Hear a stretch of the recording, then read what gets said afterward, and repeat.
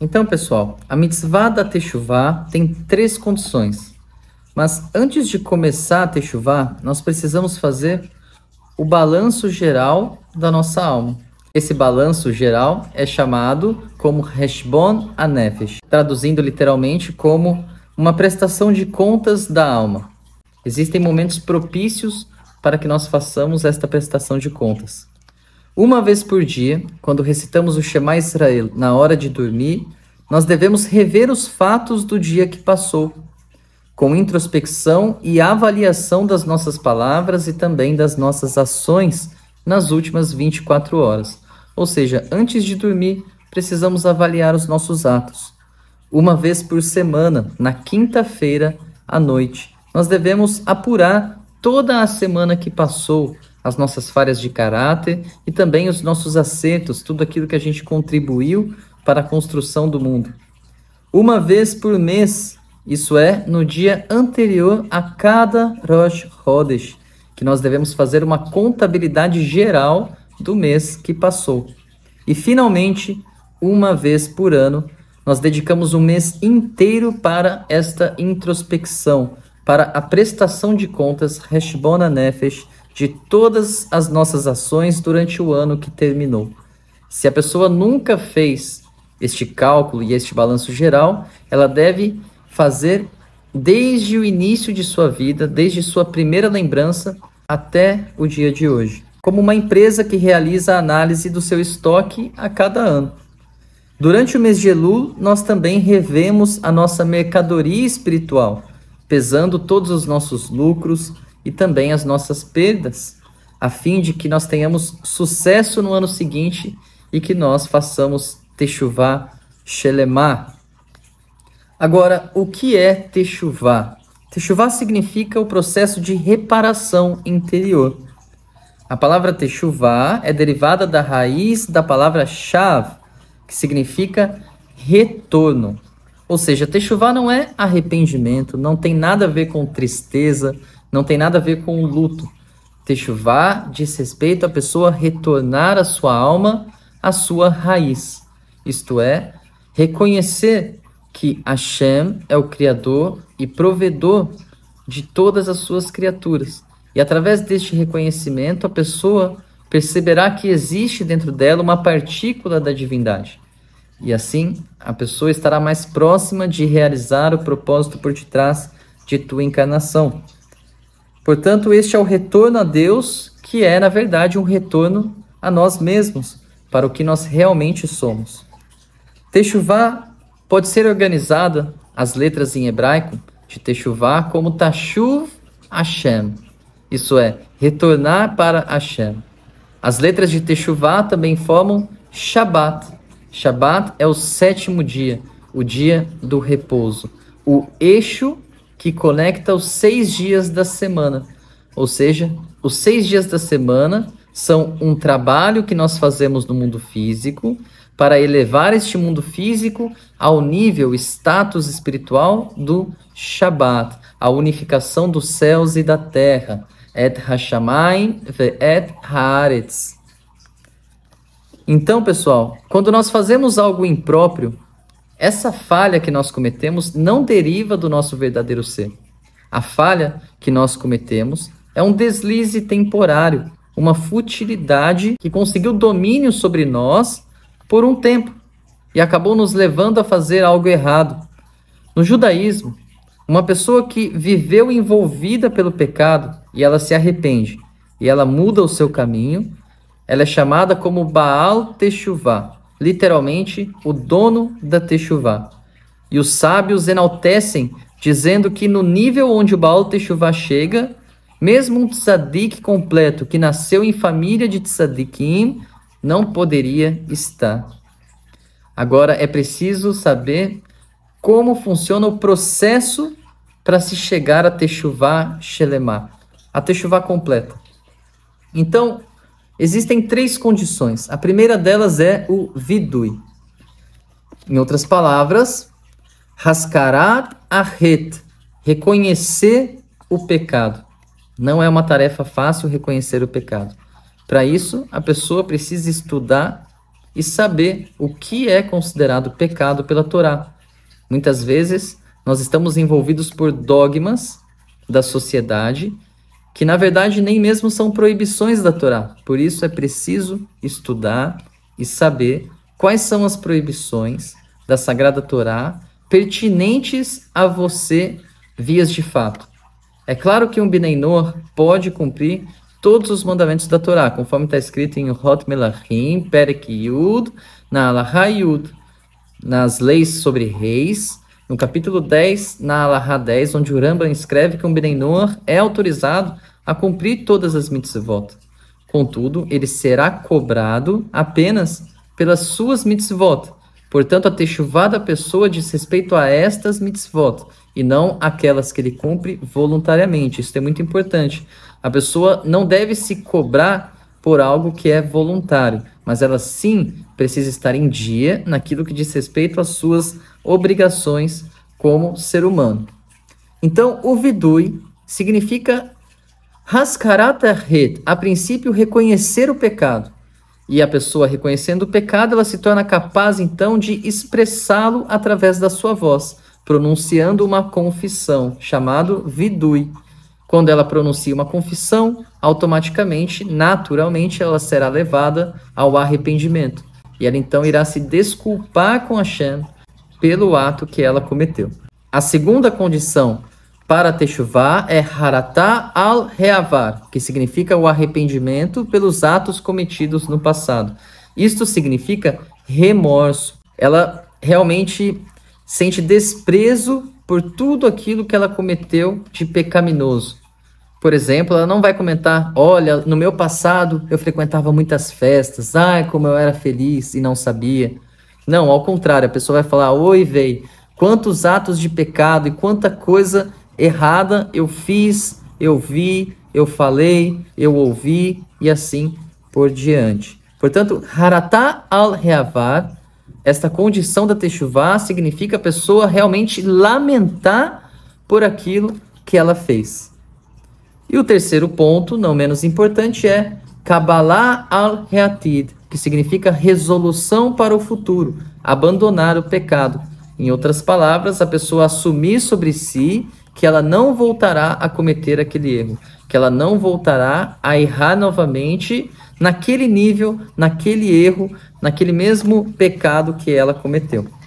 Então, sabemos que a mitzvah da techuvá não faz parte das mitzvot que dependem de um tempo, como por exemplo, Shema Israel da manhã tem um horário que deve ser feito, Shema Israel da noite também tem um horário que deve ser feito. Já a techuvá não depende de um tempo, ela pode ser feita a qualquer instante. Portanto, devemos fazer techuvá a todo tempo, durante o ano todo. Porém, os mestres cabalistas, eles concordam que quando a techuvá é feita durante o mês de Elul e entre os dias de Rosh Hashanah e Yom Kippur, chamados de Aseret Yemei Techuvá, os 10 dias da techuvá, então esta techuvá é aceita imediatamente, pois os portões da techuvá estão abertos neste período. Este é o tempo de poder propício para a techuvá, para retornar às raízes, conforme está escrito no profeta Yeshayahu, capítulo 55, verso 6. Dirshu et Hashem beimatseo kerauhu bihioto karov. Procura Hashem quando ele pode ser encontrado, isso é, em Elul. E invoca Hashem quando ele está próximo de você. O rei está no campo, Melech Bassadeh. Ou seja, agora é o momento propício quando o rei deixou o seu palácio, conforme já foi dito nas nossas aulas anteriores, e agora ele está entre nós, ou seja, Akadosh Baruch Hu deixou as alturas celestiais e ele está aqui no nosso mundo físico, entre nós, próximo a nós, e ele recebe a todos com uma face feliz e sorridente. Portanto, este é o momento propício para que nós alcançamos o seu perdão e possamos assim alcançar a plenitude em tudo que nós fazemos neste mundo. Portanto, somente a Kadosh Baruch Hu tem a possibilidade de apagar as manchas negativas do nosso passado, abrindo à nossa frente uma nova possibilidade, uma nova chance de transformar tudo aquilo que nós fizemos em méritos, em mitzvot. E assim, a Kadosh Baruch Hu abre para nós a recuperação, a cura completa, e nos faz aproximar a ele e também a sua Torá Kedushá. Isso é conforme o próprio Rambam Maimônides escreve em Ilhot Teshuvah, no Perek Zain. É grandiosa a Teshuvah. Como é grande a Teshuvah? Pois ela aproxima o ser humano de Akadosh Baruch Hu. E os que ontem estavam distantes de Akadosh Baruch Hu podem tornar-se hoje mesmo queridos, próximos a ele, pois por intermédio da Teshuvah, a pessoa deixa de ser um rachá, ou seja, um perverso, uma pessoa que se rebelou contra a Torá e contra Hashem, e se torna um tzadik, se torna uma pessoa justa, uma pessoa honesta, uma pessoa humilde diante de Akadosh Baruch Hu. Quem ontem se separou do Criador, se separou, isso é, se envolveu com o mundo secular, com o mundo físico, de tal maneira que esqueceu o lado espiritual, esqueceu o serviço que é feito com sua alma. Conforme escreve o versículo em Yeshayahu, Isaías 59, 2, que im avonoteichem hayu mavdilim beneichem leven elokeichem. Isso é, vossos pecados vos separavam de vosso Deus. Vossos pecados são as barreiras entre você e a Kadosh Baruch Hu. Hoje você pode já estar unido a Kadosh Baruch Hu, pois assim está escrito em Devarim, Deuteronômio 4, versículo 3. Ve'atema devekim b'Hashem Elokeichem chaim kulechem chayom. E vós que vos unistes ao vosso Deus hoje, isso é, na Teshuvah, estáis todos vivos hoje. Hoje, agora implica em Teshuvah, pois a Teshuvah deve ser feita de imediato. O processo da Teshuvah ocorre nestas etapas: abandonar o pecado, isso é, simplesmente interromper aquele comportamento inadequado do qual nós desejamos nos arrepender. O arrependimento em si é o segundo passo, é o sentimento de angústia, de remorso devido às falhas passadas. E por fim, também a confissão verbal. Não é uma confissão feita com alguém, mas uma confissão particular, onde a pessoa fala com Hashem a maneira pela qual ela chegou a pecar contra Hashem. E aí a pessoa só assume, a pessoa deve assumir também sobre si um compromisso futuro, isso é, decidir firmemente não cometer estes pecados novamente. E assim a pessoa chegará a Teshuvah Shelema. Ou seja, pessoal, a Teshuvah, ela é um tesouro precioso. Um tesouro que nós precisamos escavar para encontrá-lo. Precisamos retirar as barreiras que nos impedem de chegar até este tesouro. Estas barreiras de terra e de pedra, isto é, a materialidade, o secularismo, o nosso envolvimento demasiado com os nossos negócios, esquecendo a Kadosh Baruch Hu, esquecendo de unir o material ao espiritual, de unir céus e terra, conforme está escrito, Bereshit bara Elohim et hashamayim ve'et haaretz. No princípio cria Deus os céus e a terra et hashamayim ve'et haaretz. Et começa com a letra Aleph, hashamayim com a letra Rei, ve'et com a letra Vav, haaretz com a letra Rei. Forma o nome de Hashem, Kadosh Baruch Hu. Isso quer dizer para a gente que os céus e a terra significa quando você une o seu trabalho, os seus negócios, a sua vida no dia a dia com o espiritual. Isto é, você tem todos os dias um tempo fixo para estudar a Torá, você pratica tzedakah, você faz o maaser, você reza para Hashem todos os dias, você entende que tudo vem de Hashem, que Hashem é o provedor, que Hashem é o criador e, portanto, a Ele é devido todas as honras, a Ele é devido todos os louvores, através do reconhecimento da grandeza de Akadosh Baruch Hu e expressando este reconhecimento no nosso dia a dia, por meio destes três pilares, a oração, o estudo da Torá e a prática da caridade e do dízimo, nós então realizamos o propósito por detrás de nossa encarnação, o propósito por detrás da criação de todo o universo, tornar este mundo uma habitação para a Shekhinah, a presença divina de Hashem. Para melhor compreensão a respeito da Teshuvah, eu quero finalizar com uma história que está escrita, uma parábola, melhor dizendo, escrita no livro Haim Shel Torah, sobre dois amigos, Reuven e Shimon.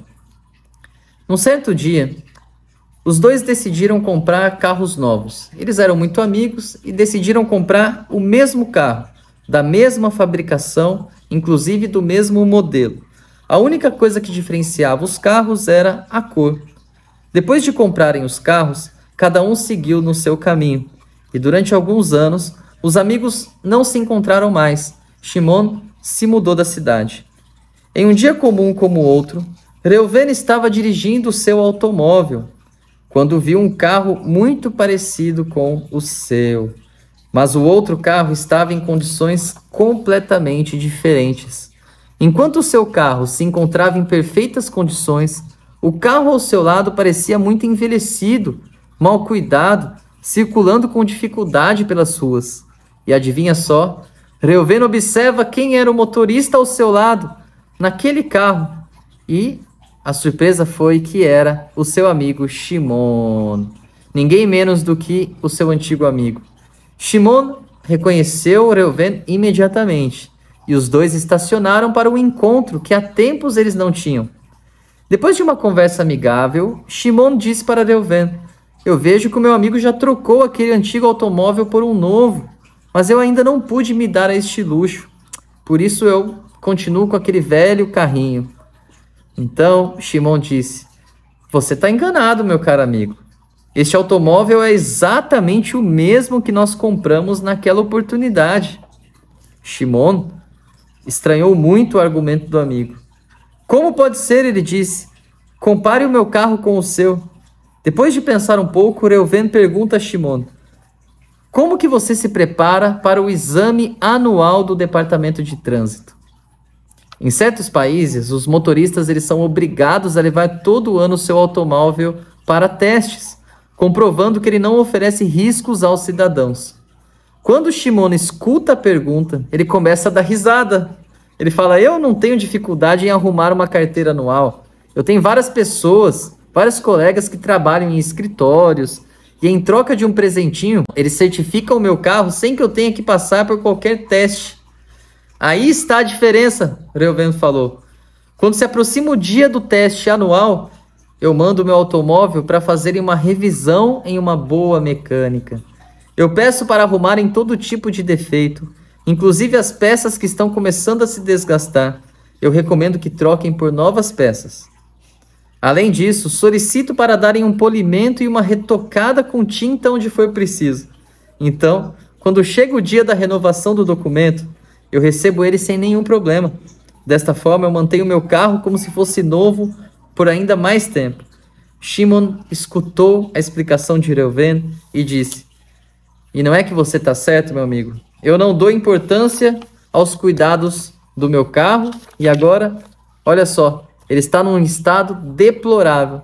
Agora já está muito difícil de consertá-lo. Por outro lado, você investiu um pouco do seu tempo e do seu dinheiro todos os anos e teve cuidado com o seu carro e agora pode mantê-lo em bom estado por mais tempo. De igual maneira, o carro é a nossa vida neste mundo.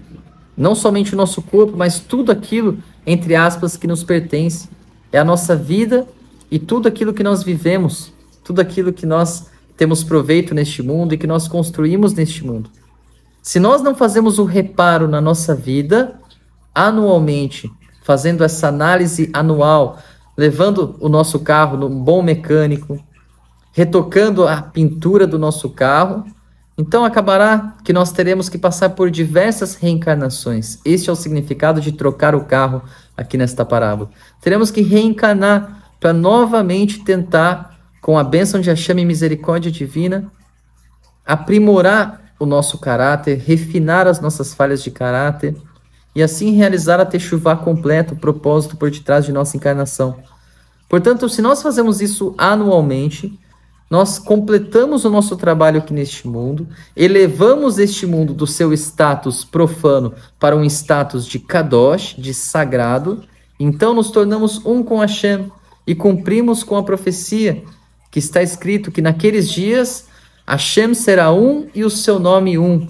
Hashem será um significa não haverá outro Deus, não haverá dúvida que Hashem é Deus e o seu nome é um, significa que Hashem estará unido com a pessoa que fez Teshuvá.